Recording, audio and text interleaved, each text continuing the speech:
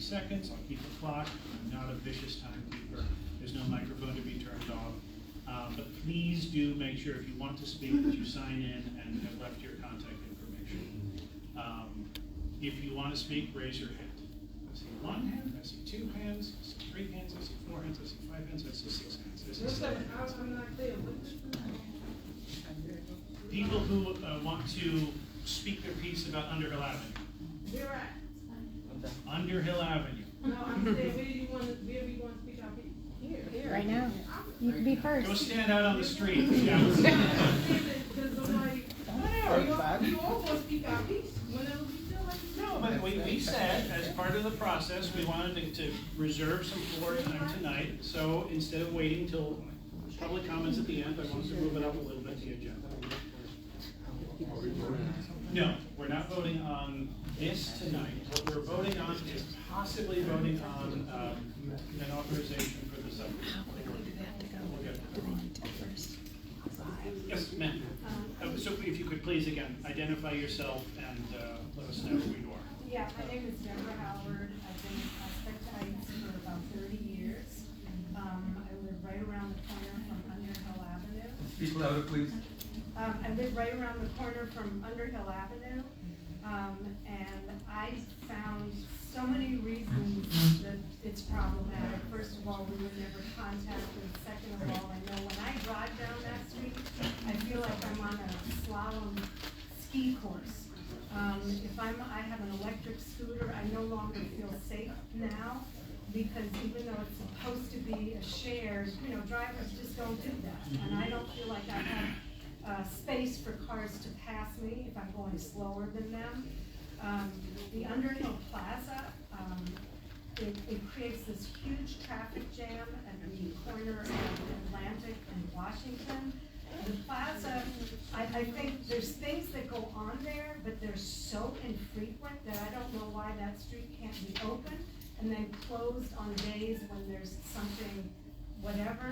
The corner where you go from Washington onto Pacific is so tight, I cannot imagine a fire truck turning that corner. There's just so many things about that. I've never felt unsafe on Underhill Avenue. 30 years that I've been living here, it has taken away a lot of parking spaces unnecessarily. The other thing is just about a week ago, or 2 weeks ago, they, without any warning, put up this loading zone on Underhill at the corner of St. John's where there's a bodega. So there was no notice. It's completely unnecessary because trucks have always just turned onto St. John's, which is one of the widest streets, and have been able to unload. So there's just all of these things being done where I just don't see any benefits as a result. I think I'm over my 90 seconds. And thank you for letting me go first. I started you a little late, but you ended just at the ringer. Thank you.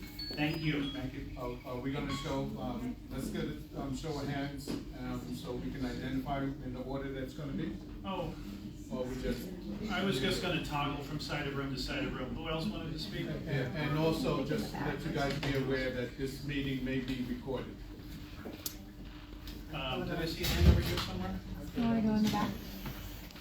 All right, Yeah, the gentleman. gentlemen. Yes, sir. You're standing. I'll give you the. My name is Mel Jackson. I live on Underhill Avenue, between Park and Prospect. I've been on Underhill over 40 years. This change that took place with from two-way to a one-way street, the flower pots and the stones in Middle Street to the bike lane, absolutely ridiculous as far as I'm concerned. I'm in the middle of the block, so I can see what's going on at the park. And I can tell you that it's helpful for people that are coming up Underhill with their kids to be able to stop so their kids or their babysitters or they can go to the park. That's gone. Fire engines have trouble coming down the block. Garbage trucks have trouble coming down the block. I go away at least twice a month. Sometimes I go away out of the country 3 times a year. For a taxi car service to stop in front of my house is hell. Okay? They cannot stop. There's no room to pass. Number 2, 3 weeks ago, next door neighbor of mine moved in from New Jersey. He's renting 3 floors in the house next to me. It took his guys moving there about 3 hours to go from Prospect to walk up to the middle of the block with hand trucks just to get in here, because you can't stop in front of the building. It's ridiculous. Now, I have heart problems, knee problems, ankle problems, back problems, and I'm only one of several people I know in the neighborhood. And April, I'll be 80 years old. This is ridiculous. I come home with groceries and to walk down the block, my heart's palpitating because I've done the basket thing. I parked my car. I stopped in front of the house just to get the stuff out of my car, but it's wrong. I wish they would switch it back to what it was. Here's my time. Thank you. Next hand. Who's next? I see Ms. Tate Hall. There was another hand somewhere. All right, Ms. Tate Hall, go for it. Okay. I don't know when you did that walk the other day, if you were out between the time the school is, pulling together, or the time when the school is getting out, right? If you run into an emergency, and you have those school buses parked right there on Underhill, you will have no emergency. You will either drop dead, or you have to find another way how to get out of your home to get to the hospital. Whether it be for fire, EMS, I think the only ones that can travel, no, they can't travel either, because if the school buses are parked right there, that's a one-way street. Nobody can get around. The only person that can get around is someone on a bicycle and go up on the sidewalk and go around the school bus. Everybody else is backed up. 30 seconds, Paul? Thank you. Thank you. Thank you, Ms. Tate Hall. One of our former board members and now a community member of the committee. Anybody else? Loretta? Yeah, I'll go.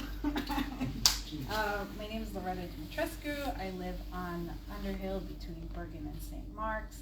I tried to put together a comprehensive document of the things that I see on my block, but I think just the things that I would like to highlight is that I really want to advocate for the custodians at PS9 who, because of the redesign, I see them having to shove almost 300-pound dumpsters into the street 3 times a week, and then have to push them back into the sidewalk, and then sanitation comes and has to hoist these trucks these dumpsters in the middle of the street, taking maybe about 4 to 5 minutes depending on the number of dumpsters that there are, creating noise, backup traffic, and it's just inhumane to the poor custodians that work there, and they really can't grieve for themselves for whatever bureaucratic reasons. So I would just like to highlight their plight. And I think the other things too is that, those planters are really beautiful, but the amount of money that we're spending, there's 52 of those planters on Underhill Avenue. I counted them. I've seen them getting replaced maybe 4 times over the summer, the plants all the way out, another one in the fall, and another one before the winter. So I cannot, and they get watered often, so I just can't imagine how much money we've spent on flowers. I saw a hand over there. You in the back, man with the hat. Hi, my name is Deirdre Levy. I'm a special education teacher at PS9 and I live on Carlton. And I've lived in the neighborhood for, since 2018, but I was born and raised in Flushing, Queens. And growing up, my mom, she would be driven to work by my dad. So I'm used to the fact that, they're working class people. And as someone with a disability and a teacher, it's not easy for me to always walk to work because if you have MS, your mobility issues are hard. So sometimes I have to drive, and as a teacher, I don't like to depend on the convenience of Amazon, but sometimes I need to bring things into my classroom. And I'm not saying that, I'm hearing the concerns that everyone has because, there are people that have been living in the neighborhood for a long time and they're not really aware of what's happening because I don't think there is enough transparency, but I have been hearing the concerns that sometimes it's not safe. There was a guy that told me today that at 2 o'clock, I think over the past few days, there were drunk drivers driving on Underhill. So I think it's really about accountability for people on all parties, whether you're a pedestrian, cyclist, or a driver. But I don't think we should incriminate drivers because, you know, there are people like me who have a disability, who live in the neighborhood, and there are also people that, you know, are going to schools, like my own students that are walking there. And I have students that commute, because I'm a self-contained teacher, so I have students that commute all the way from Canarsie because, you know, they need to go to my school because I work with kids with autism, and the schools, they don't all accommodate that. So I think it's really important that we see all sides of this story, so that way we can culturally respond to the needs of our neighborhood. Thank you. Everybody's hitting the time right on the button. Do I see a hand back there? Someone else? Yes. Hello everyone. Speak up a little bit.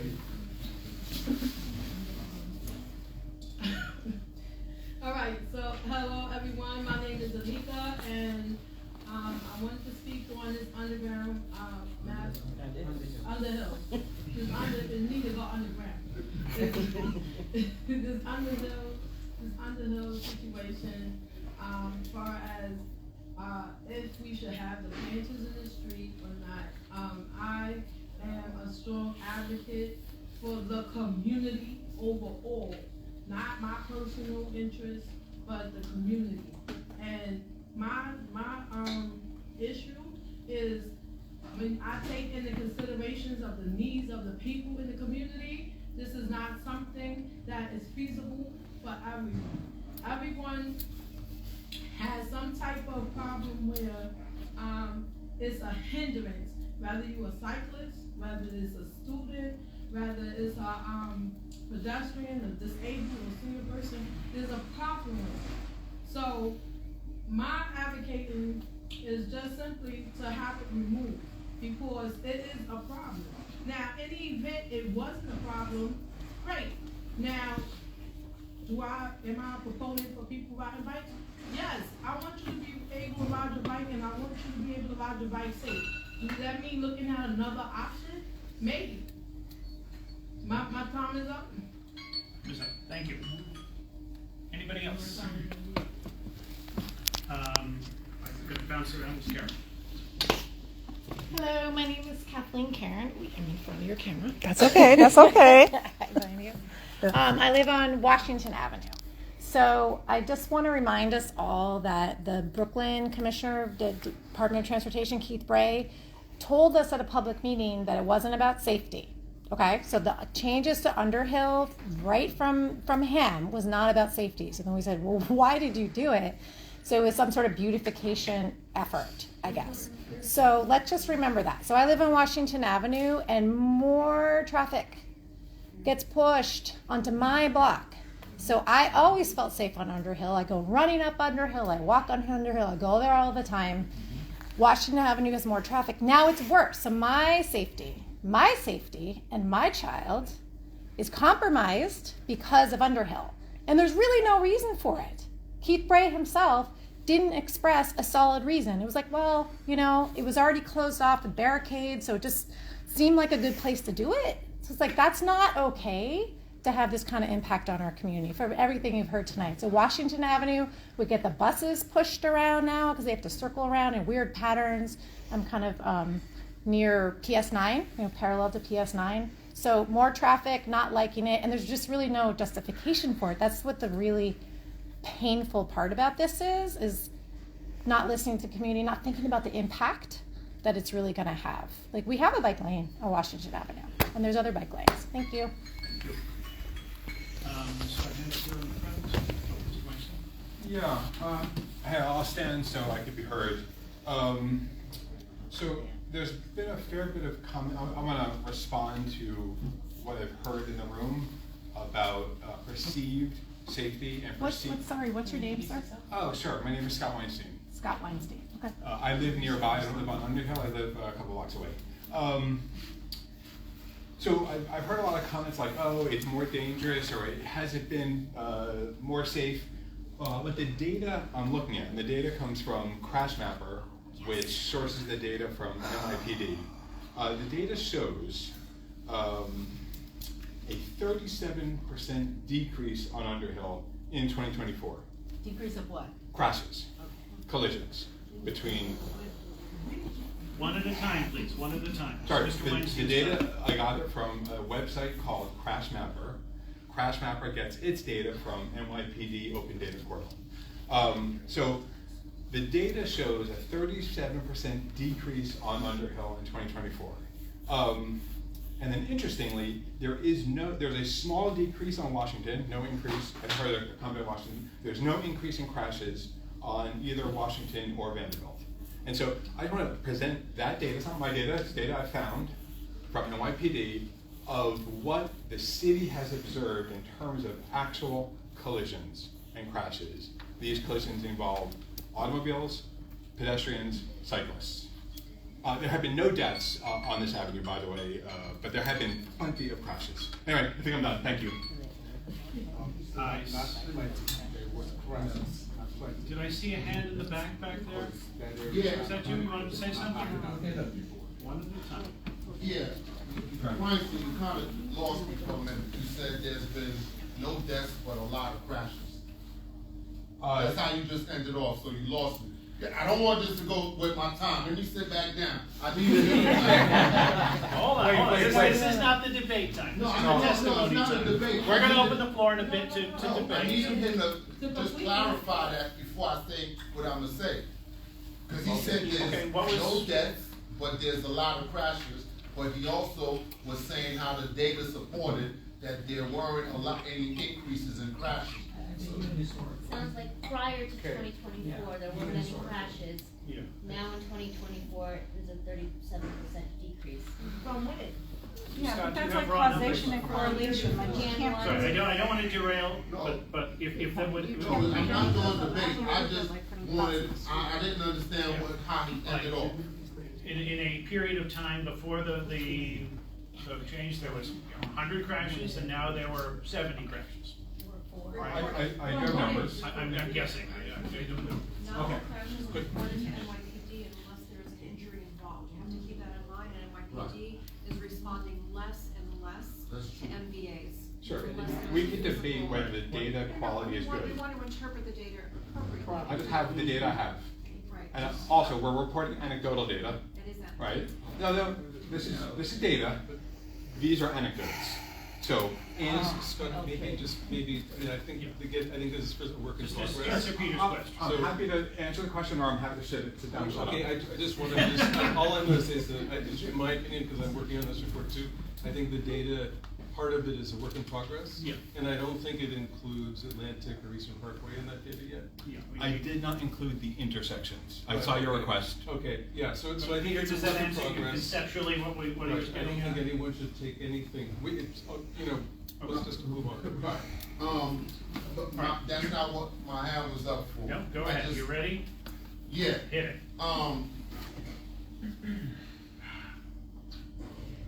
I've been in this area for over 50 years. All right, like 55 years. About 55 years. What I would like to suggest, right?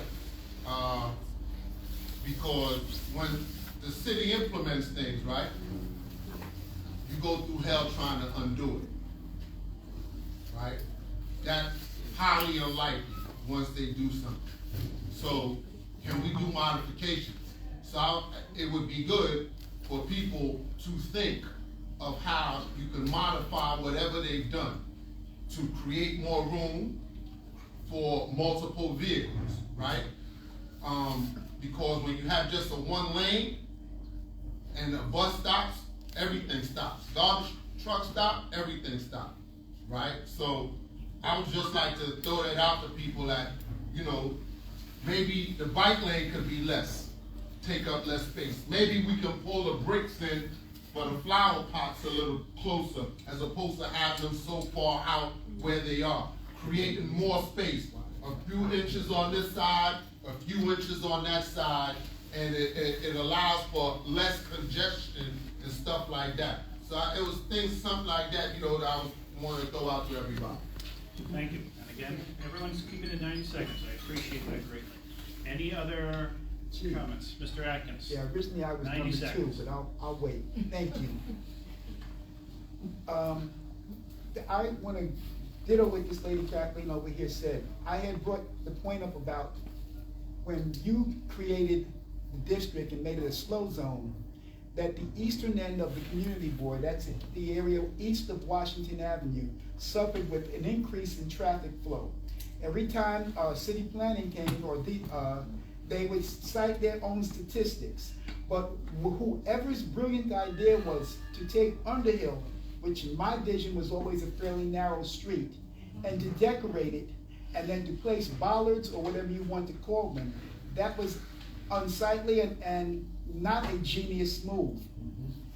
What is happening after you created a slow zone, you decreased the traffic flow by 20%, from 25 to 20, you pushed all the traffic back down, going all the way back to Utica Avenue to go north and south through the district.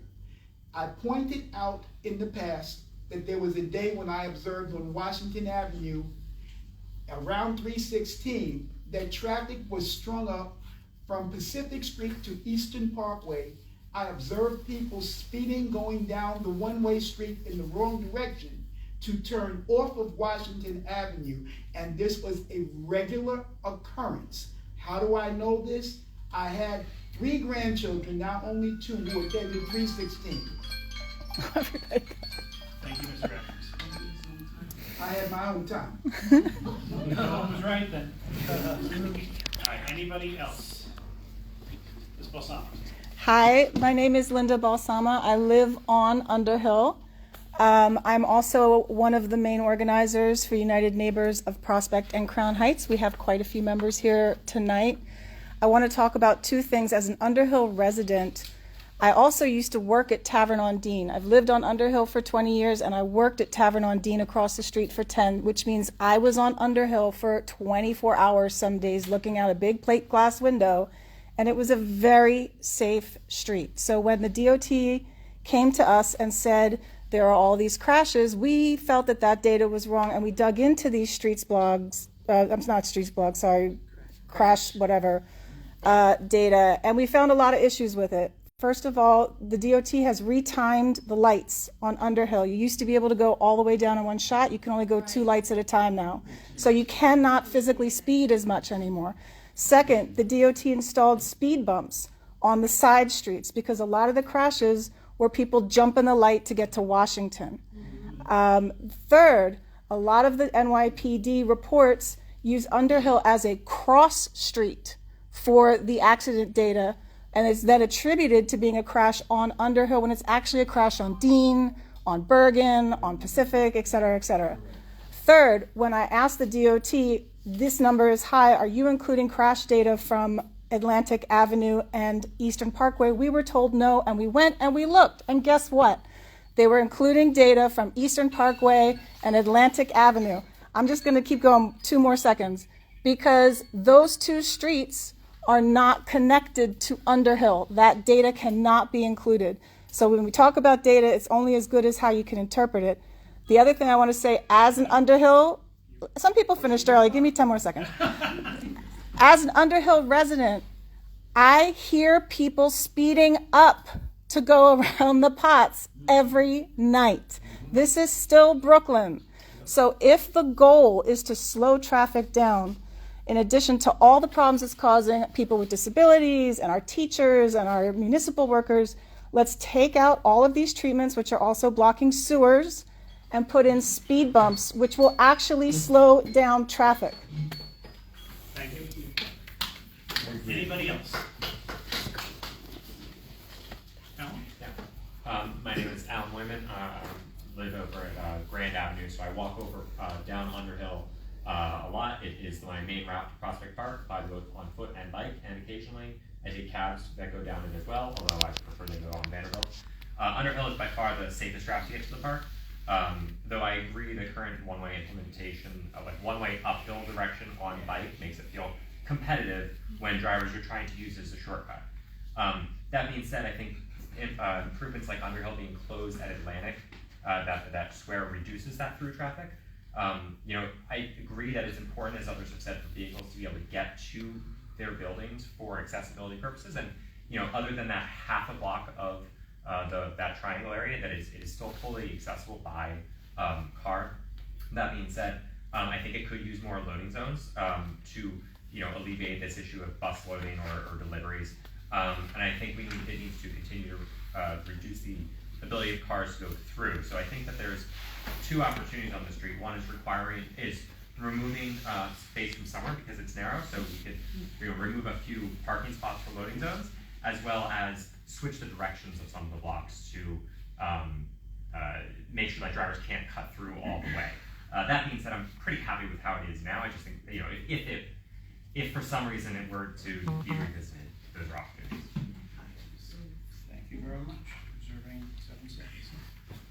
Anybody else? Anika Roach. You already spoke. I want to go to somebody who hasn't spoken yet. Mr. Morano. I'm Alex Morano. I'm a public member of this committee. What to say about this that hasn't been said over the years? 100 years ago, the streets looked really different. Right, most people were walking around New York, taking the streetcar, taking the subway. Over decades, they changed. Right, 50s, 60s, 70s, we were prioritizing car travel. That started to shift 10, 20 years ago, and we're making some changes now. I'd say all the streets in our district are set up to be idealized for car travel. I think it's okay to make some changes on one street. It's just one street, and people like it, right? This is one at a time, please. This has been surveyed every year for years now, and people always say, yeah, we like this. So I think it's a good thing. I think it's okay if there's change.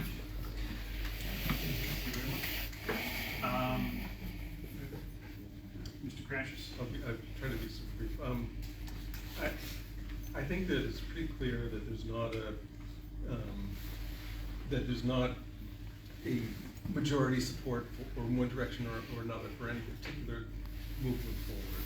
And what's happened is, in a way, so what I think one of the dynamics that's happened is that Underhill has shifted from being a stakeholder with the stakeholders and the residents on the street.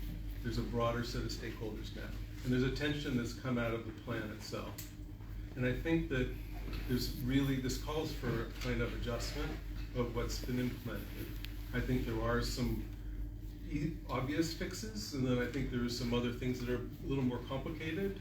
And none of us are, as Rob has pointed out, I think that I'm going to steal something from, none of us are traffic engineers. We'll get to that later. Okay, but clearly the changes are needed. It should respond a lot to what the residents and the businesses on Underhill have to say, because they seem to be the unhappy set by and large. And in terms of the safety data, I think that's a work in progress. I think in terms of even the community input at this point, we have had a huge influx of input quickly. We don't even have it all yet. So I think we need to be just a little cautious about how to interpret it. But it does seem to be quite, again, I think that when you look at some of the questions, you have to kind of acknowledge that there's not even a majority from one direction forward. Is anyone who hasn't spoken yet, I see you, Mr. Hughesberger, want to speak? I think that the people who are not totally for it is not that they have an issue with change. I think that the problem is that people are not involved in the change, and people are not taking into account that everybody does not like it. Like Peter said, it's not, I don't think that it's an overwhelming number of people who are in love with how Underhill looks now. And it's not lost on me that in this particular committee, Environmental, Sanitation, Transportation, that a majority of people here are just for the acronym T. And it just shows me that that's part of another plan. And I think that what Peter Inekwe stated was a compromise. And the issue I have is that people who want one thing are unwilling to compromise and see that there is a problem, and there are people that this does not work for. And until we meet in the middle and people start saying ban all cars and I hate cars, and we're not going to get anywhere, and we have to listen to what people are saying. And as far as confusion or if people don't like it, you have to listen to people, and we're not being heard. And I personally think that there are aspects of it that I don't mind, but there are aspects of Underhill that I think that are of concern and should be revisited. Thank you. All right. I see your hand, Mr. Atkins. I see your hand, Mr. Rogers. But I'm going to take the floor back for the moment because everyone's had a once around, right? Anybody who hasn't spoken yet? Yeah. I don't want to say a whole lot here. I do live on Underhill, and I kind of find it like chaos, like the city, you know, the city of yes, the city of chaos. You could intertwine them together. Underhill is kind of the same way. I would like to see it safer for people who ride bicycles, I really would. But if you think that 2 blocks that have a one-way lane going in the opposite direction of the traffic is safe for pedestrians and bicyclists, I think you're wrong. Should there be some compromises? Absolutely. Should the design have been better to begin with so that the bicyclists could feel safer and so that the pedestrians could feel safer? And so, you know, as a driver, I find the flower pots a problem because I can't see around them. And if the idea of daylighting is to move the cars away from the curb so you can ostensibly see better around the curb, if that's the case, those flower pots don't work. If we want the fire emergency EMT people to get up and down these streets safely, the diamonds don't work either, okay? I think it's fine to go slower. I think it's fine to share the boulevard with the bikes. I don't see a problem with that. Yes, it's always been safer for bicyclists to go down Underhill than it is to go down Vanderbilt or Washington, right? So, yes, let's compromise, but let's listen to the people who have come here who actually live on that street and have said again and again and again, there's many reasons it doesn't work. And it isn't just about the cars, okay? It's not really all that much better for the bicyclists. Thanks, either. Dave. Thank you. All right. Thank you all for your testimony. This was all part of the input that this working group has been looking to do. So, again, I'm going to take the floor back for a little bit and tell you a little update on what the Underhill Avenue working group has been doing, and then we can open it up to more comments and questions at the end. But when we met here in this room a month ago, right, we had a debate about whether, and then we had a debate about how. And what we decided on is we split off a working group to evaluate Underhill, and we sort of came up with 3 tasks, right? Compare the plan to the as-built, count the planters, as Loretto did, we did that too. What was implemented, what was left out, was the plan that was presented to us in May 2023, what was built? Answer that question, basic question. Then the plan also came with a set of goals, and we'll get into those goals in a minute. Did the design match the goals, right? And if not, how? And then the most creative element of all this is the third one down here. Assess the user experience, right? In as many different ways and as many different perspectives as we could. Obviously, modality is one. How are you experiencing Underhill? Are you a pedestrian, a driver, a cyclist? Are you working in a commercial vehicle? Are you driving an emergency services vehicle? Are you pushing a stroller? Are you on a Vespa, right? Are you walking your dog while you're unicycling? I don't know, right? We wanted to know. Data-driven, but also anecdotal, right? So moving on from that, we formed the working group. We set a couple of milestones, one of which was tonight, and our final drop-dead date is, of course, the March meeting of CB8. I want to be very clear about this last bullet point, right? Final decisions on streets do and will always belong to the Department of Transportation. We are not going to be taking an up and down vote on whether we love Underhill or don't love Underhill. That's not happening politically at this level. Not happening.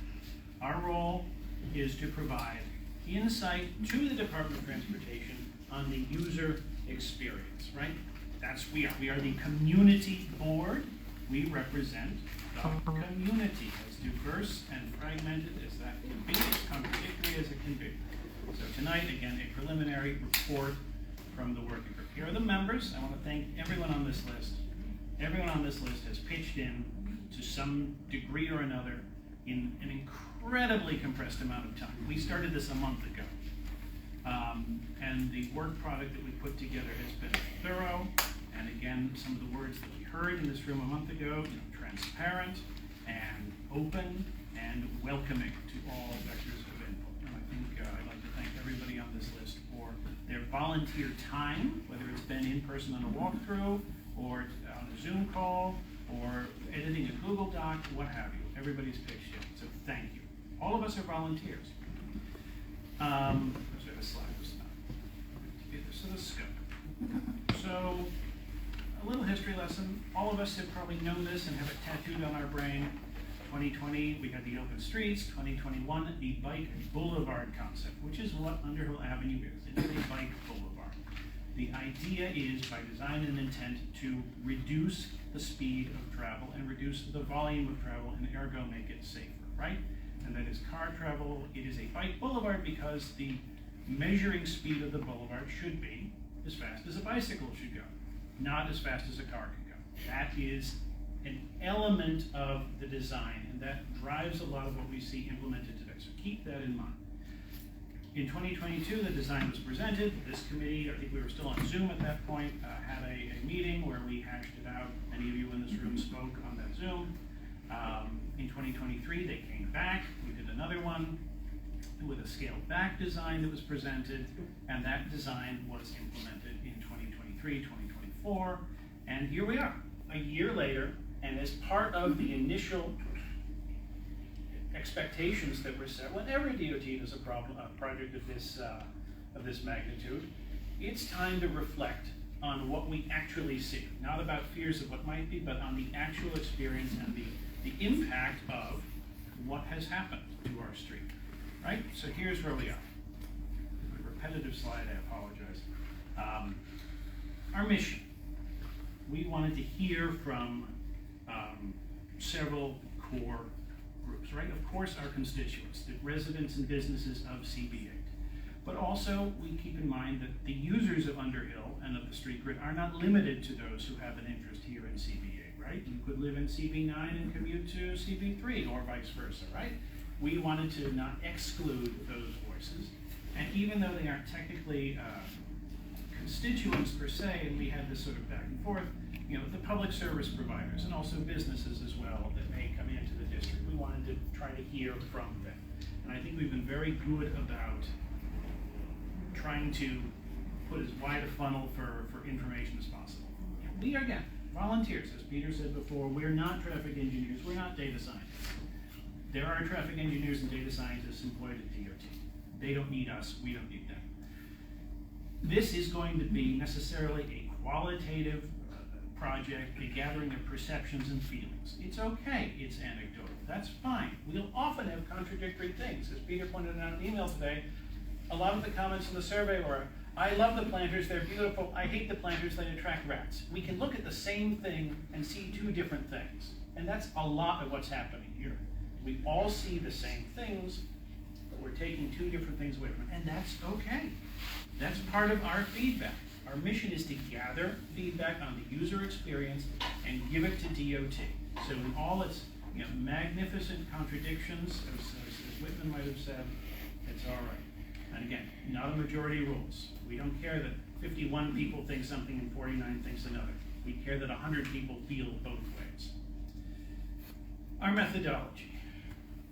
We've been very good about meetings, Google Docs, again, highly collaborative, but we had really three main, again, vectors of input. We had the site visits. We did at least 2 group walkthroughs where we spent an hour or two and moved from point A to point B and really just saw the street through each other's eyes.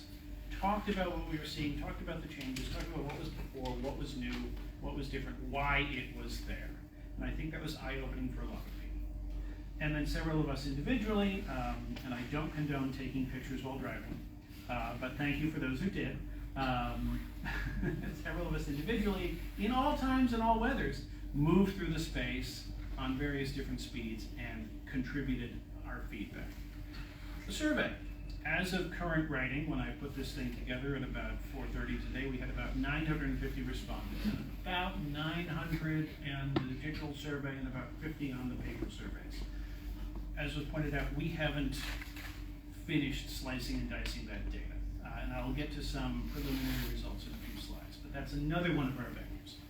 Site visits, what we're doing with our own eyes and ears and legs, the survey, what the community is telling us, and then we reached out to organizations like UNPCH and other possessors of chunky data, people who had already done some research into this, and said, would you share your findings with us? And I want to thank Loretto especially for doing that. Very generous, and it has been circulated among the group. So, back to the three prongs. Implemented elements. There are 10 spaces along Underhill that have been pedestrianized. These are the bump outs, the bulb outs, the textured pavement with the bollards. Maybe there's a planter, maybe there's a boulder. There are 4 of these diamond-shaped medians on 4 different blocks. And then there are 2 block segments where we have the one-way for cars and the concrete flow with the bike lane, right? So when we boil it down, there are those 16 elements and signage throughout, sometimes painted on the street, sometimes in varying degrees put up on the side of the road. And we looked at all of this critically. And again, through the first thing was, did they build what they said they were going to build? And we really only found one thing that was in the plan that wasn't built, and that was a pedestrianized space on Underhill Avenue between Bergen and St. Mark's, opposite the entrance to the school. If you look at the plan, it was presented in May 2023. On the eastern side of Underhill Avenue, there was a parking space or so that corresponds to the pedestrianized space in front of the entrance to the school. They didn't do that. They kept the parking consistent the entire length. It was really the only thing that we found. Maybe planters have been moved. We all know they seem to grow 2 legs in the middle of the night and stroll for a bit. But everything else seemed to have been implemented. So check that box. That was it. Oh, here, again, in case people don't know what we're talking about. Pedestrianized spaces. Here's 2 examples. The left one is at the corner of Sterling and Underhill. The right one is at the southwest corner of Bergen and Underhill. These bump outs, these bulb outs, whatever you want to call them, where the pavement is a different color, there are the vertical bollard elements, and you're supposed to feel that that is an extension of the sidewalk. It is space that is reallocated from the roadbed and granted to the pedestrian, even though it is still at the same grade. The diamond medians, here's one on a snowy day. We all know where those are. The bike lanes that are one way. And again, both of these shots are on the PS9 block. On the left, we have where the cyclists come out onto Bergen Street, and on the right, we have the taking it from St. Mark's looking north. And then again, the implement elements of signage. Do not enter for cars, bikes only at the mouths of the one-way streets, and then the blue signs throughout for letting you know that this is a bike boulevard with the shared lane. Adherence to the stated goals, right? Each of those 4 stated goals matches up with each of those 4 implemented elements. So pedestrianized spaces are there to prioritize pedestrians and cyclists by improving visibility. I think Denny mentioned daylighting, right? And shortening crossings, right? By removing space that could be filled by a moving truck or something, and adding visibility to our intersections, we're decreasing the chance that a driver and a pedestrian or another street user will have a negative interaction, right? By giving people more reaction time, more broader scope of vision, that's the science behind it. Shortening crossings, same thing. The less time you as a project. This is a deliberate recalibration of Underhill Avenue to move at the speed of light. And therefore, the idea was to keep connectivity from the north to the south and the south to the north, 2 ways by bike. And to break up that connectivity by car. So that's why we have the one-way segments, both of which happen to go south. But as Alan pointed out, maybe that's something that's up for rethinking. And in the middle, the third point again, the medians are there for traffic calming. In theory, if you're a driver, you move slower as you turn on a curve. And in theory, that is safer for the block because you're going to slow down, turn and turn, instead of zooming straight ahead to try to make the next green. Again, this is the science behind this all. And then we said, okay, we understand what happened, we understand why it happened. Does it achieve what they wanted to happen? And that's, again, we're looking at it from the point of view of people on the ground, right? Our own experience, our own perception is leading the way in this. Supported by data, right? We're not going to shoo data away as it comes to us, and supported by anecdotal, right? The survey is a host of anecdotal data. It's people's experiences. We've been gathering it up, sucking it up like a sponge. It's been great. Freshness is key. A lot of people said, why are you doing this? And even in the survey comments, people were saying, why are we having the umpteenth survey about this? Well, this is the first survey since the project has been done. So wouldn't you want to know how people's reactions are to something that actually exists? You know, freshness is key, responses to as-built as opposed to the proposals. So I promised you a few takeaways from the survey. Again, almost 1,000 responses. These are just top line, and I want to thank Ezra also for going through some of these. 2 out of 3 respondents are in favor of the current change. We had a question that said, do you like all the changes, some of the changes, or none of the changes? 2 out of 3 said all. When you added in the sum to that bucket, 5 out of 6 said all or some.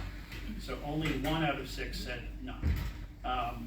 Interestingly enough, and this is preliminary, because we asked questions about how do you experience Underhill, what mode of traffic do you use on Underhill, and how frequently do you experience Underhill, we haven't been able to find any correlations yet in the data, right? It isn't that car users hate it.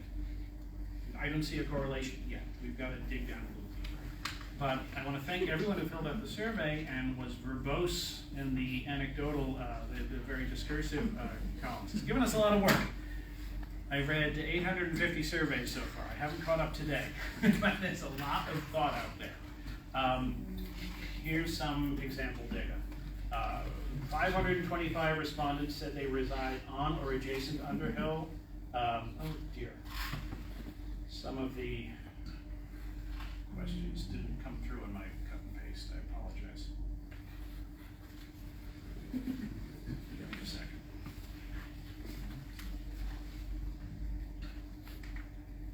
Who's got the survey? By the way, there's a whole file right there. I use, or the second one is I use or cross Underhill as part of my commute. The third one is I take my children to PS9 or at the playground. The fourth one is I use Underhill for exercise. And the fifth one is I use Underhill occasionally. And then a lot of people felt that their use didn't fit into any of those boxes. So we had a bunch of, 1 or 2 number answers. But again, it's I reside on, I use it for my commute, I take my children, I use it for exercise, I use it occasionally as I move through the neighborhood, such as shopping, right? So those are your first 5 bars. So a lot of people had a lot of intimate knowledge of Underhill. I'm very surprised at how few PS9 parents actually did this. We pushed it out to the PTO, we pushed it out to staff members. I'd love to hear more. Question 1B, mode, right? Almost 93% of people answered that question acknowledge traveling by foot, which is great. That's the speed we want to protect the most. 68% by bicycle and about 50% by car. So again, I think we have a good sample of lots of different modes in here. And again, the multiple times a day is the blue, the daily is the red, the yellow is every few days. So a lot of frequency. We did have a lot of people who live in, Riverdale who want to opine on our survey. Or either they lied or, here we are. So all good. And here's the one I referenced before, right? 2 out of 3 said, I support the changes entirely.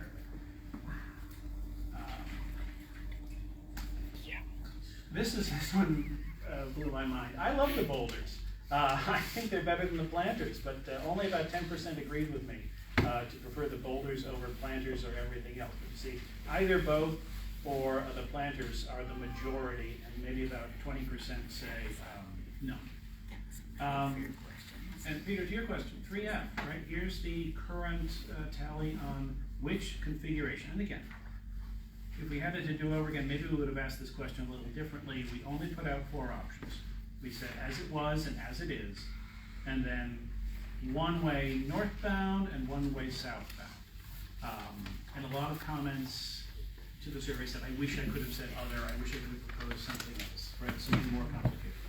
But half the respondents said, this is fine, as it currently stands. And then roughly, 20% said go back, and then the other 30% were split. So that's a really interesting potential. So again, putting this out there so you see what your friends and neighbors are thinking. The next steps, this is where it gets a little complicated because we have such limited time to work with. We've prepared a written report that we're still in the editing phase of.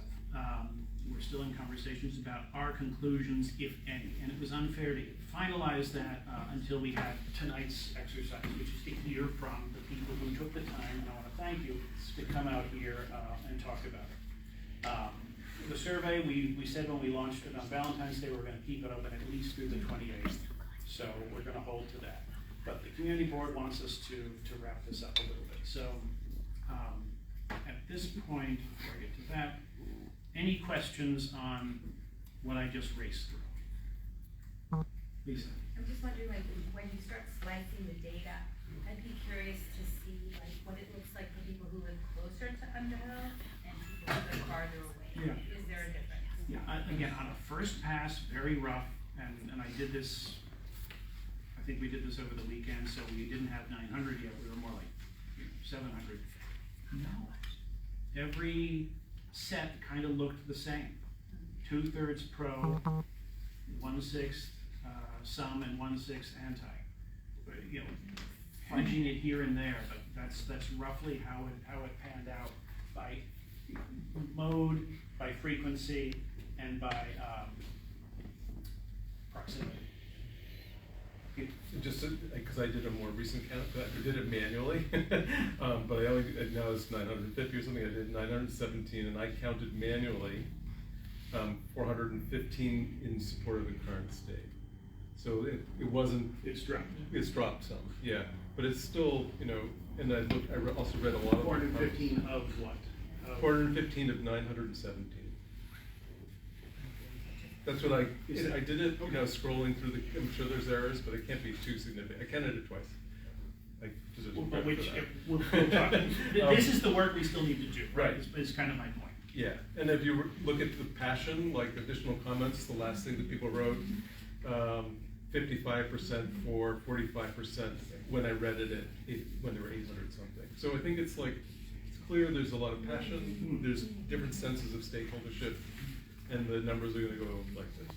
Yeah, these were all automatically produced by the survey data, which is great. But and it doesn't include though the hard copies. This does not. This does not include the hard copies. It does, and we received 15 voicemails. 40 something.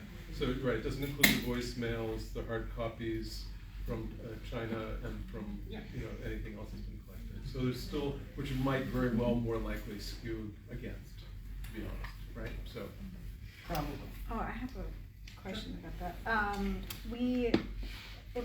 Because there is, the digital analog divide in our community, and there are people that are just not going to fill out a digital survey or even send an email, is beyond.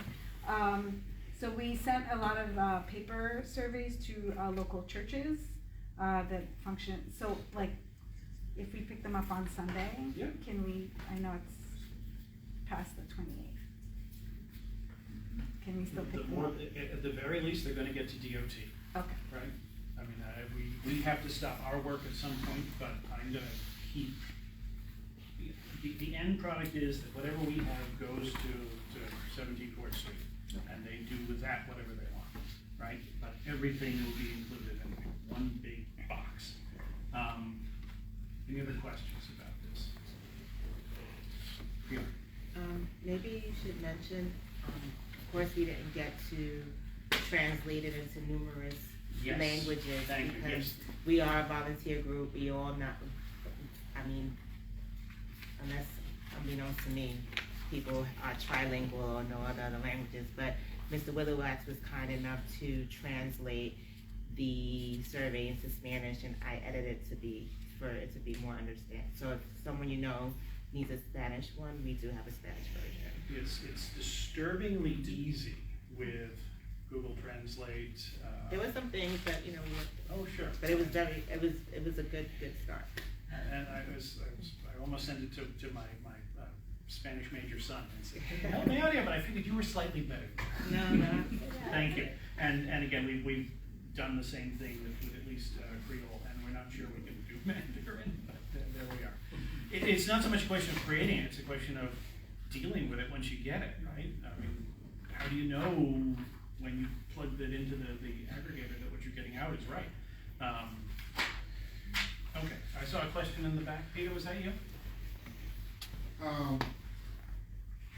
Yeah, when you say everything is sent to DOT, does you mean the rough answers itself, right, in the packet? So, does it include all the statistical data interpretation? So the idea right now is that we put together, the slides you just saw were drawn from the report we put together, which, again, a lot of it just goes to show that we know what we're talking about. We've looked at it, we've examined it, we see what's going on here.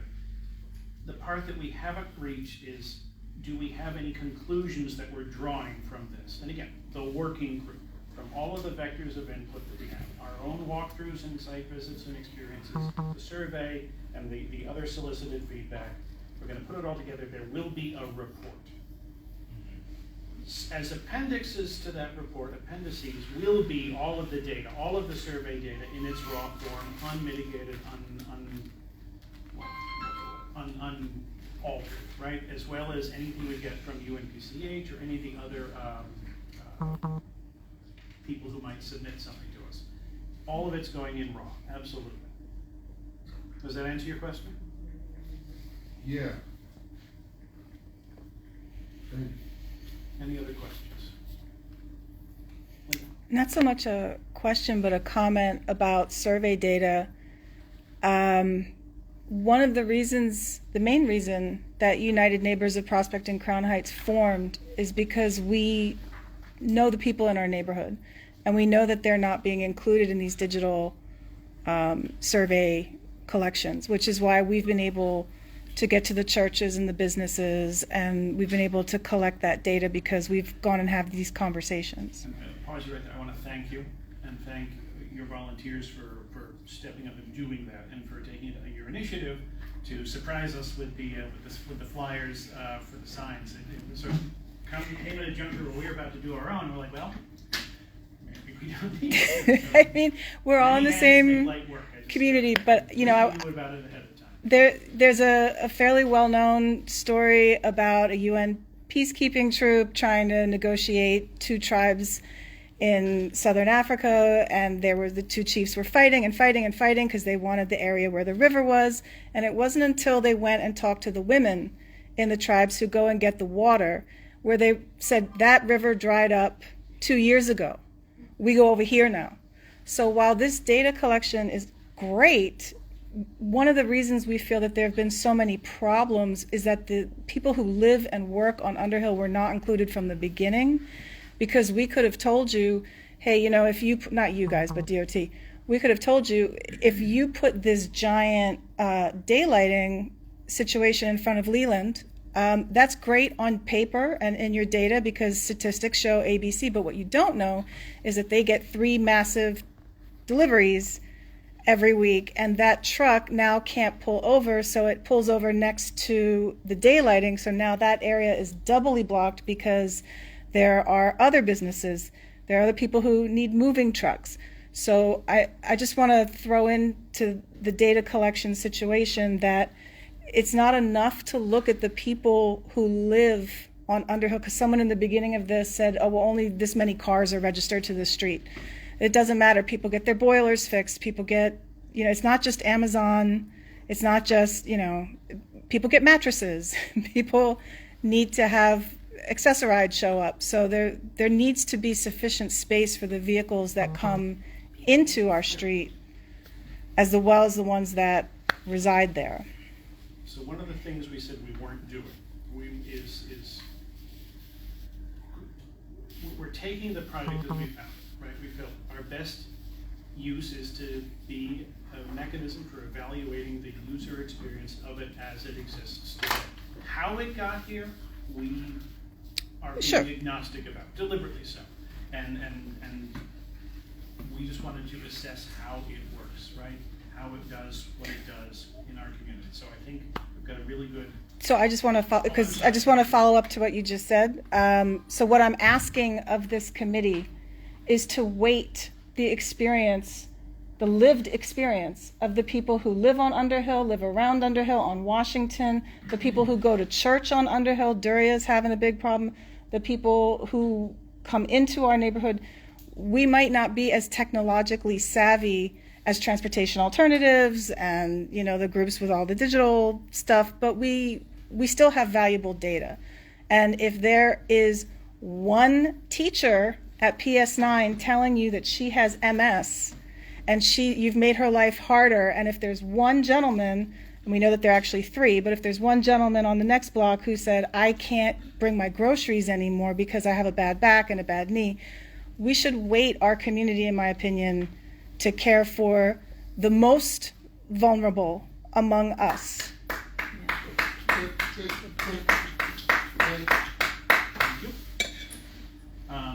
Thank you.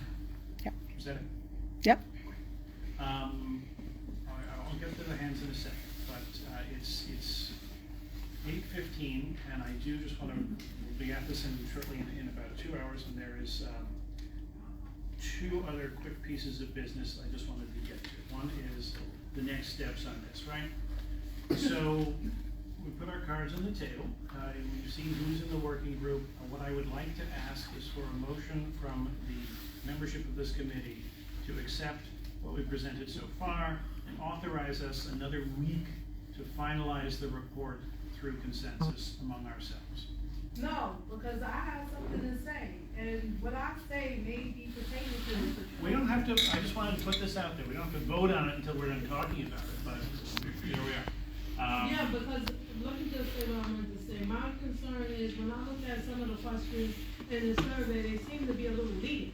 Because if you can ask what are the positives, why you don't ask what's the disadvantages? It doesn't ask it. Are they equally positioned? Huh? It asks both. It's 2A and 2B. 2A is positives, 2B is negatives. I'd like to ask something, or maybe suggest something for whatever the final product is that's submitted. I understand that we're working off of statistical data based on a survey, right? But as, if nothing else, a footnote to me is required, right? A footnote that expresses that the survey lacked consideration for certain kind of traffic that impacts the neighborhood, right? And, because that's an issue that's been raised by people, so whatever the concerns are that individuals are voicing that is not expressed in the survey, that a notation be noted. Like the people are saying, you have 3 major delivery days that snags the traffic flow. That's not reflected in the survey, right? So a footnote in order to let the people at DOT make them aware of circumstances that impact the neighborhood need to be expressed. Right. I hear you. And the survey is not, all our ends are not in the survey basket. Wasn't that the whole point of the 4 times? You think incorporate that stuff into the report. Well, among other things, right? We've got a lot of, like, I keep using the word vectors and I hate it. I feel like I went to business school, which I didn't. But we've got a lot of input from a lot of different directions. The survey is just one. It's a crude implement, but we're kind of building the plane as we drive it down the highway. I'd like to make the motion to allow the working group to finish its work over next week. Thank you. Is there a second? I'll second. Sorry, Mr. Morano made the motion that I was asking somebody to make. Is there a second? Uma, thank you. Did I see a hand over here, Kathleen? I did. I was wondering how the comments tonight are going. Linda's recording it, but I don't see anyone taking notes or anything. So I was wondering how you're taking notes in the testimony. How the oral testimonies were going to be included. Notes have been taken. They will be distributed. The members of the working group are here listening, and this will go in as part of the record of the report. I can give you the video if you want to. Thank you. Hmm? Sorry. Maybe this is just a procedural thing, but in the language of that motion there, it sounds like accepts the report as is. I guess the thing that's throwing me off personally is just, it sounds like there's just a lot more that still needs to be incorporated into the report. So it's not, I guess I'm just hung up on the idea of accepting the report as is. As is. As was presented so far. Yeah, I mean, I But can that's show not you. the words that we use. That's not the verbiage. And so the lady's point is valid. We can amend the motion. This is what I typed up at 4:30 this afternoon, and knowing that we weren't going to make the. I mean, it's already up for a vote. Well, would you be willing to accept a friendly amendment to tweak the language somehow? I think it depends on what it is. Well, how about we just say CB8 authorizes UAWG to finalize the report? Sure. Is that fair? Yeah, that sounds. Just take out the accepts the UAG report as is, because it does muddy the waters. Young lady, why don't you suggest the verbiage that you find acceptable and see if they'll let that go? Oh, so that was basically what I was thinking. Like, let's allow the working group to continue working on the report and finalize it. I think that's the spirit of the motion that was made. It's just the first clause that was throwing me off. Yeah. But. And of course, it will be shared among the full committee. Any other comments on the motion? Yes, sir, in the back. I just have a question. So if people still have an opportunity to submit the survey through February 28th, is there going to be an updated version of this presentation with the new results up until the 28th? I don't know if you explained that before, but. Yeah. I mean, the survey results, when we close it, which we've said will be the 28th, right? We will cut and print for the digital survey. Survey. Hard copies. There's a date on it. Understand. Yeah. As soon as possible, right? But a couple dozen hard copies of the survey, statistically speaking, in a sea of 1,000, are not going to move the needle too far. And again, all of our eggs are not in the survey basket. We're not living and dying by the results of the survey. It's informative, but not dispositive. And ultimately, after the community board is done on the 13th, we will send everything we get off to the DOT. So the 13th is really the hard deadline for any revamp. Okay? Any other questions, or can we take a vote? Just waiting up on the survey like online, so I can pass out to reporters I know of that go and take it to PS9, PS360. There's a stack of surveys right there. Yeah, I know, but online. It's linked in our bio. We've got flyers with a QR code or a link on it. Like the parent group I have here big on WhatsApp, so I would like to pass that out. Perfect, thank you. I also, there's a version in Spanish too. And there's a Creole and Spanish. Just so you guys know, AI is very great in terms of translating stuff. Yeah. Trust it. It's also great at hallucinating. All right, let me, yes, Mark. Once we get everything tallied up, are we going to send it out to the committee before we send it out? Also, Yeah, sure. To the board? Yeah, absolutely. we wanted another meeting to review it and finalize it, but it'll be shared with you. All right, any other questions on the motion? So CB8 authorizes UAWG to finalize the report through consensus among the UAW members by 3-4. I will call the vote. Mr. Inekwe. Is he going to take out as is? Thank you. Yes, the Bandaran. verbal. Oh, the verbal one. Luma. Yes. Thank you. Edward Delman. Yes. Thank you. Alan Gerber. Yes. Phyllis Granum. Yeah. Thanks. Karen Gray, Saskia Higgins, Dolores Hutchinson. Yes. Malik Jabati. Jennifer Jordan. Yes. Zuzima Jordan. Yes. Peter Crashes. Yes. Francis Langley is excused. Bobby Lasang is not here. Dr. Sarah Lazar. Yes. Lisa Maldonado. Yes. Alex Morano. Yes. Fiora Ortiz Joyner. Yes. Anika Roach. Ross Ezra Roth. Yes. Audrey Tate Hall. Yes. Mark Thurton. Yes. Brianna Uwa. Cheryl Walcott. Scott Weinstein. Yes. Robert Witterwax, yes. The motion passes unanimously, 19 in favor. Tracy Nottingham is not on my list. Tracy Nottingham. Maybe. Yes. Sorry, I'm still working on the old environmental concerns, right? I'm not going to reprint, I'm not going to throw out old sign-in sheets. I apologize to our newest member who didn't make it on. Thank you. 20 in favor unanimously. The working group thanks everyone for their consideration tonight, and I thank you all for attending. Last item, any new business? Any old business? I had one more thing I just wanted to clarify about the process of Underhill. We were told that it was because Underhill was unsafe.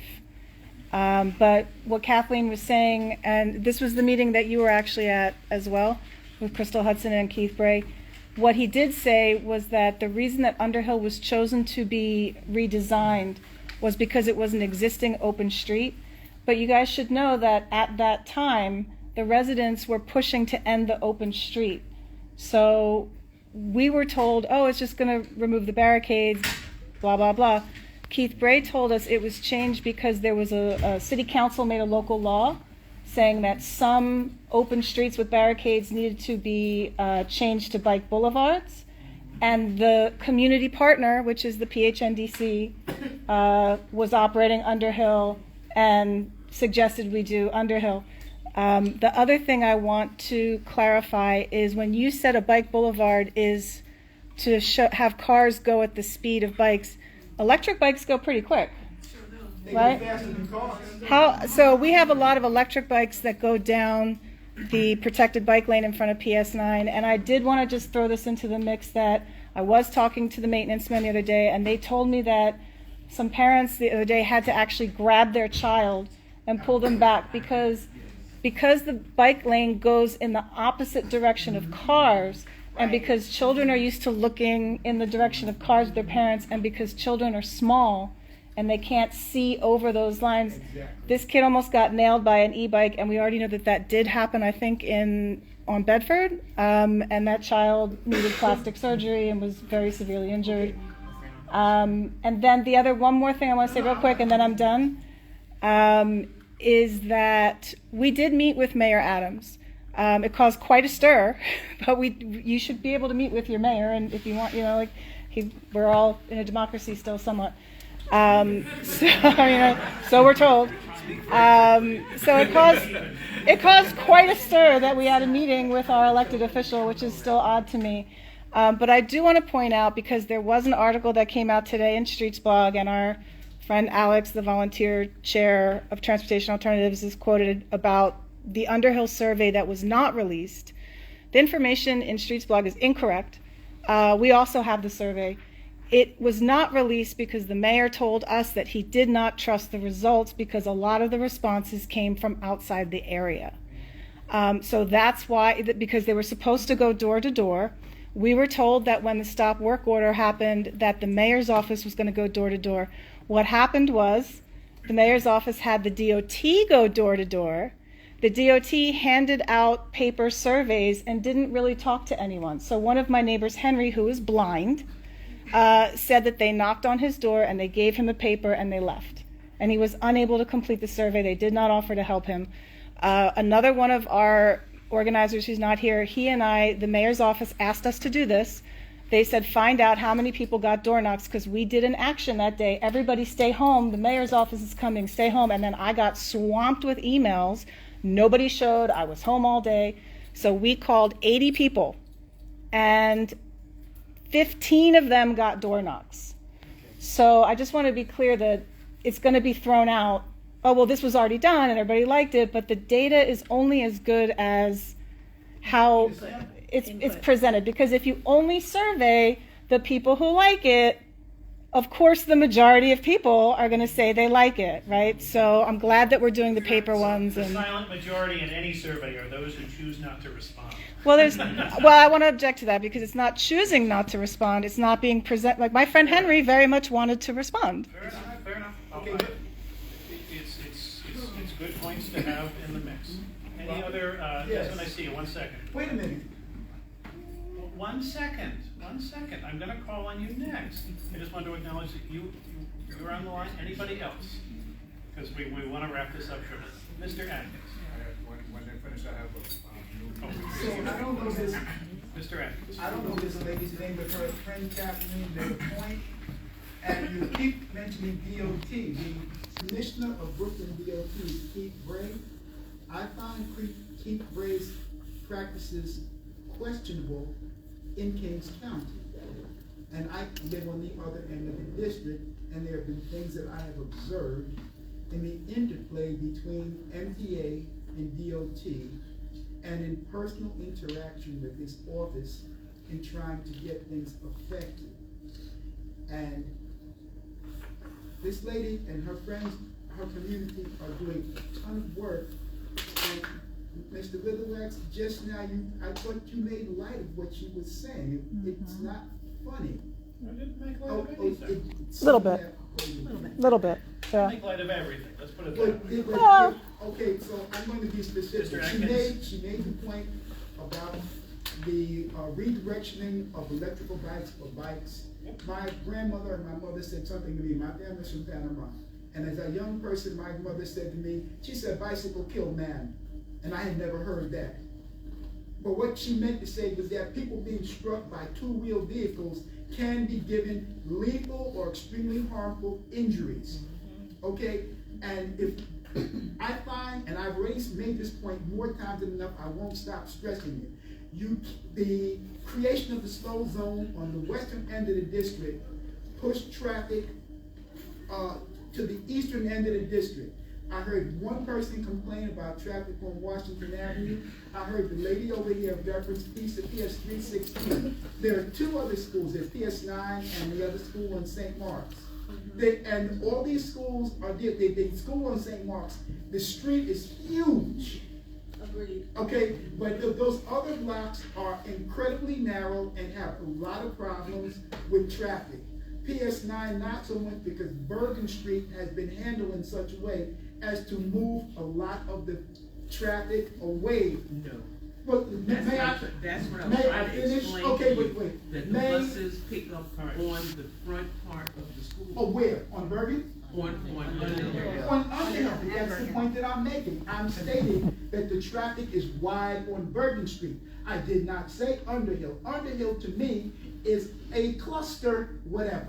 It's, I mean, like, and the fact that the DOT has okayed these things, and it seems to be swimming right along here, along with all the other things that have been just been a little snowball rolling down the hill. You find me boring and worrisome, but I keep watching this community being changed, and for the people who don't want cars, one day you too will be in your 70s and 80s, if the Lord is willing. And then your perspective will change mightily. The gentleman who spoke before was right on the case. Okay? I'll be 75 my next birthday. I don't run around the way I used to, but trust me, I walked, ran, cycled, and drove every street in this community. And I'm really, and that's why I'm here, and I'm trying to point out things. And I have grandchildren who attend 316. Their parents walk them. I see other parents who are involved with these PTAs. I have community members who teach it at PS9.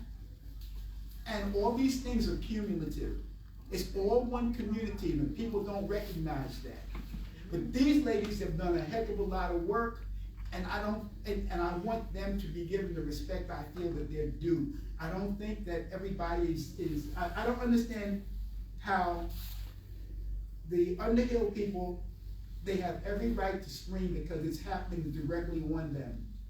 But traffic is fluid flow, and it affects in an ever-widening concentric circles, and it affects everyone in every phase of life. And I think that we're not examining things enough in that manner. Thank you. Thank you, Mr. Ray. Hi, sorry. Okay, so I know that basically this entire meeting has been dedicated to T. I'm actually here for the S, so I'm very the Tea Party. So I live on New York Ave, and I've been there for about 2 years. I've been in Crown Heights for many, many years now. New York Avenue. Oh, New York between Sterling and Park Place. Thank you for asking that question. I have seen an increasing amount of trash everywhere on New York Avenue. There are hardly any trash receptacles. I know de Blasio removed a lot. I know Adams made it worse, as he tends to do. So I'm not really sure what the process is to introduce that topic about bringing back some trash receptacles into Northern Crown Heights, because really I only see them concentrated on the major thoroughfares like Nostrand Ave, but trash is everywhere, and when I walk from my house to the Nostrand Avenue train, I am like kicking trash out of my way. There's so much garbage, and obviously we have great, fantastic. Obviously, there's the issue of the, trash bags just being thrown, and, I don't know what's going on with Adam's plans of put up the containers. Yeah, I'm not gonna wait, that's waiting for Godot for me. But I don't know, what is the community effort to bring back trash receptacles on, neighborhood streets? Great question, great energy. Scott, did you have a... Well, I want to just make a suggestion. It's a preliminary session. It doesn't directly address what you're asking, which is how do we get the city agency to put in structural change? However, I also am concerned with the S part of this committee, and also concerned with the local trash on my streets that I walk past. So much. I find that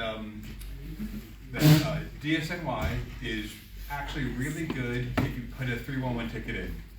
Put a 311 ticket in with a photo, and not all the time, look, it's a city agency, and then they're gonna sometimes say we addressed the situation, and they didn't. But I would say I get a good 60-70% hit rate with DSNY versus other agencies where it's 20%. Sometimes you have to do 2 tickets, right? Hey, there's a pile of trash, we addressed it, and then another photo, and then they do it. It's just one step, but also the ticket acts as evidence for when you want the receptacle, and the more... Got it, the frequency. Right, and so... So the structural question, again, I come back to the budget, right? One of the things that got taken away years ago, and Mr. Atkins can quote this chapter and verse of that, is the city reduced the way it does household garbage pickup, number one. Yeah. You used to have multiple men on a truck, and now you have fewer. They used to put the cans back in instead. Now they're going to do something different. But also the street corner trash, the public cans that are missing, right? A lot of those have been, you point out Nostrand, right? Business districts will sponsor those. Council people will sponsor them. I don't know how frequently it happens anymore, but there are still ones you'll find with Councilmember Letitia James. Rob Cornegie had sponsored some. Yeah, Cornegie did some. You'll still see them around. And that is something that we can ask as a budget request, not only to the executive budget, but also to our council people. Look, we have a need, which is more sanitation services for the public, because there's two different things. Are you talking about household trash or just people who are standing on a street corner and would just rather drop their napkin? The latter. Underhill's really dirty now. There's programs that used to exist that don't anymore that could get revived with the right amount of requests and pressure. So some of that's budget, and some of that is also, look, we as a community think this is a great idea. We rope in GeoSay, Crystal Hudson, Darlene Mealy, and say, when you go talk about these things in your committees, this is something that we want you to do citywide or at least district-wide, right? So a lot of possibility there, again, to just be the squeaky wheel about these particular issues. I'm excited about that. Thank you. Thanks. Alex and Annika. That's actually a great thing we can take up next month, or even in the interim, if folks want to work on it. Like I could see us doing a letter. All right. Anybody want to join Mr. Morano in a letter for street corner sanitation services in the eastern half of the district?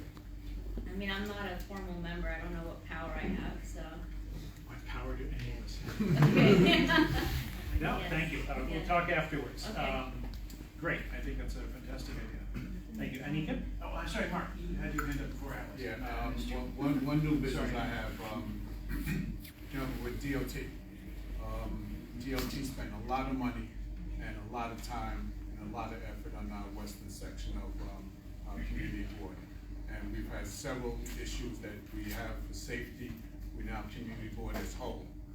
DOT came several times about these issues on Vanderbilt and Underhill. But we need to have DOT come out, and we have a list of issues, concerns that we have throughout our entire community.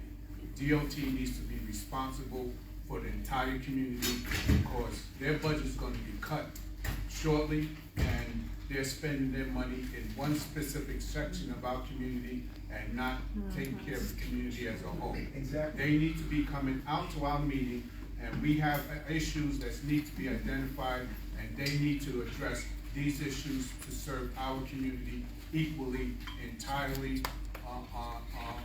and fairly for us all. That's one thing I'm requesting for them to come out, because they have no problems coming out with these other things that they want to do, and we have a list of concerns, as I mentioned, that we need addressed.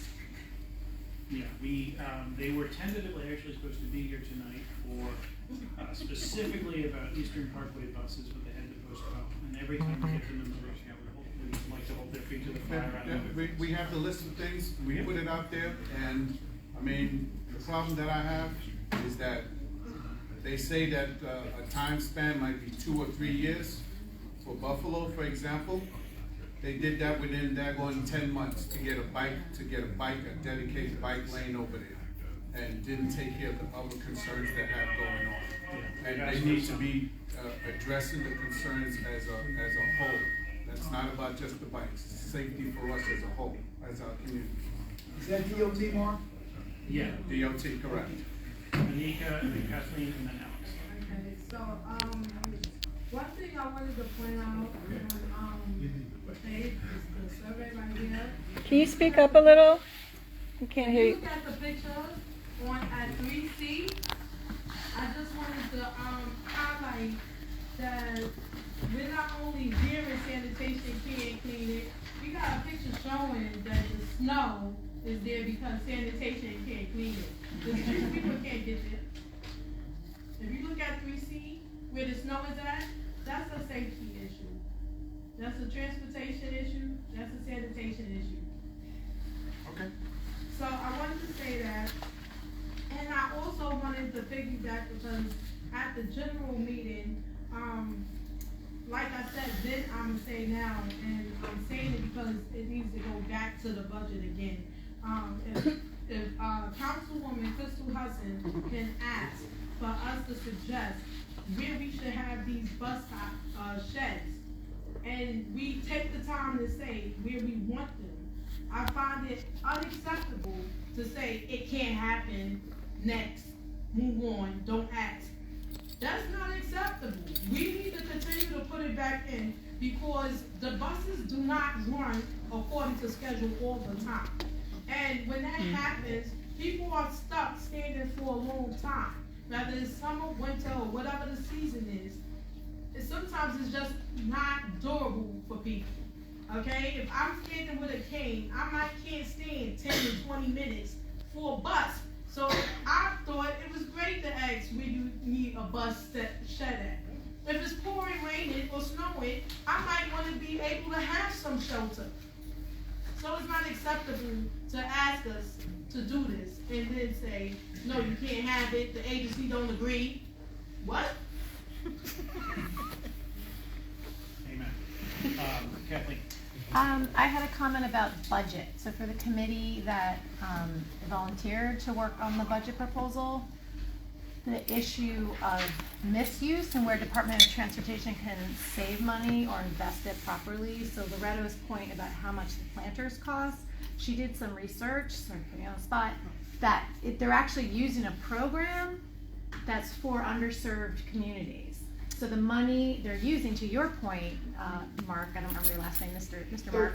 Mark is good enough. Yeah, okay. That where they're putting the resources, so can you imagine DOT is using a program for underserved communities and putting some of that money onto Underhill. So once again, the attention on Underhill is just too much.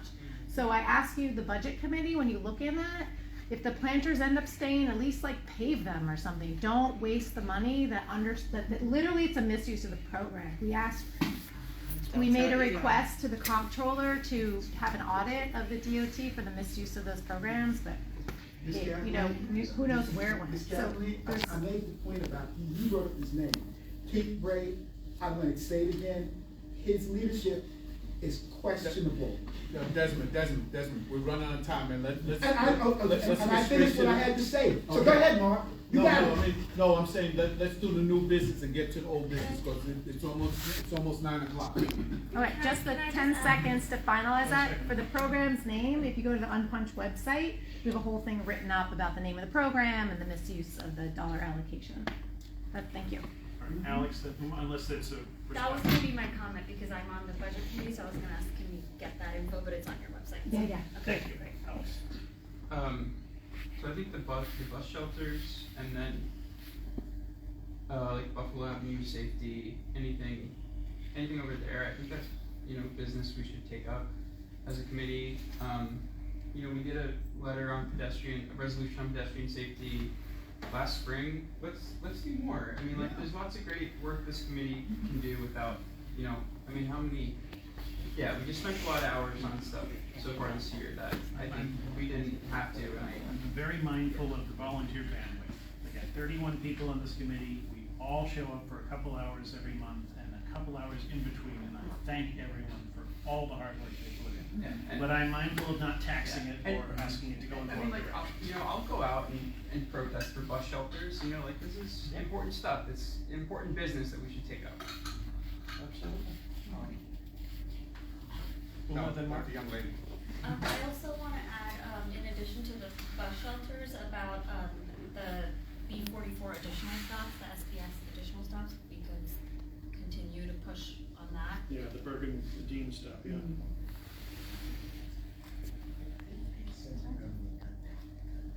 Rob, I wanted to add on to the list, illumination on St. John's, that would be from Kingston down to Schenectady, down to Utica. The bulbs in there are not high intense enough. There's some darkness in that strip on St. John's. If they can do an easy fix and change those bulbs out to high intensity, it would be nice to adding additional lights, but that's not going to happen. Keep it in the budget, within the budget sense.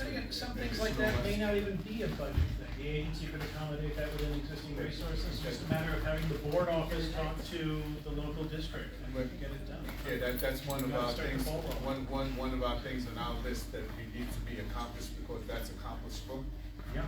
Mr. Burton? I love small ball. As far as safety, that corridor from Kingston to Utica Avenue has always been a higher crime incidence area. And the city was supposed to have changed out all of the illumination everywhere with the LED lights or the high intensity lights. So if you find that the lighting over there is inadequate, then there's a possibility that some of the residents of that area may have done things to reduce the level of illumination. Okay, so I'm just saying, because you know that there have been those street lights that the police put up between Albany and Troy, or no, between Troy and Schenectady several times in those blocks.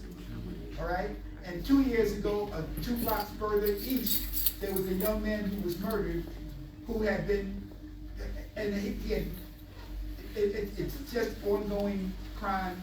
It was about that girl who got attacked on Utica Avenue. He was the person that stole her sneakers, and then someone killed him. So it's a bunch of young people living foolishly.